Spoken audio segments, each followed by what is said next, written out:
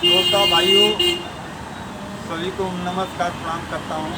गाय कलाकार को क्या बताऊँ, लेकिन कैसे कहना बा, कितना बदली गई दुनिया, अब कितना बदली गई दुनिया, जगह जगह होत अनहोनिया, कितना बदली गई दुनिया।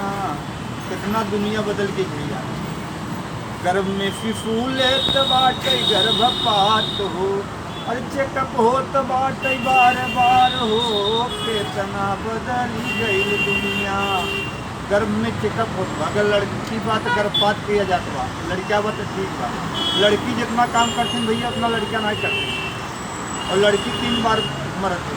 एक बार पैदा हुई तभी लोग कहीं का भैल तो तोरे भैया कहीं बिटिया न भैल का, एक बारी वहीं बिटिया मर गई, और एक बारी शादी किया हो तो तब लोग उदास हो जाते हैं, और एक बारी मरबई करती है।